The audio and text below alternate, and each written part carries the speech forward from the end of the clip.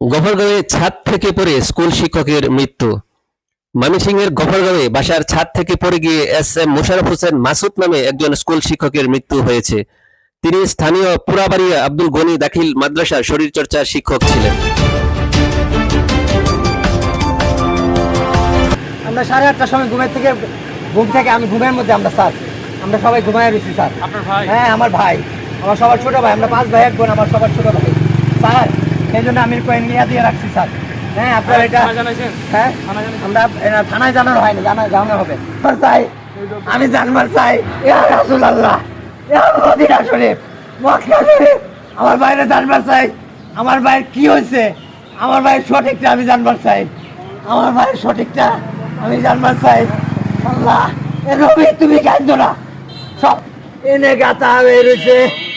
আমার ভাইয়ের হাত ভাঙ্গা, ঠ্যাং ভাঙ্গা, পাও মুসরানো ভাঙ্গা, এত জোরে পড়ার মতো পড়বে কেন? নবী, ইয়া রাসূলুল্লাহ, তুই যদি বিশ্বাসিত করে দাও, এটা সত্য।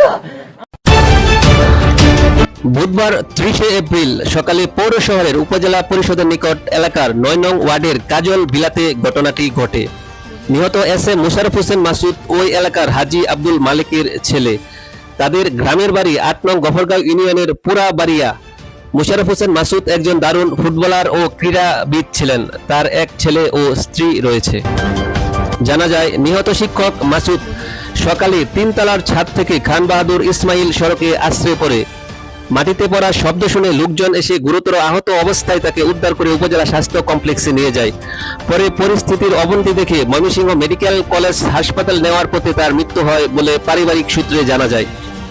নিহতের ভাই সবুজ বলেন, আমরা তখন ঘুমিয়েছিলাম, শব্দ শুনে ঘুম থেকে উঠে বাইকে রাস্তায় পড়ে থাকতে দেখে দ্রুত হাসপাতালে নিয়ে যায়।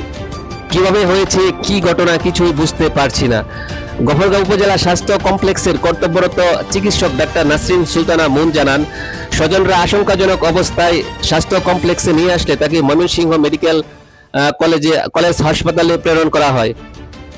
গফরগাঁও থানার ভারপ্রাপ্ত কর্মকর্তা ওসি মোহাম্মদ শিবিরুল ইসলাম জানান, লাশ ময়নাতদন্তের জন্য মর্গে পাঠানো হয়েছে।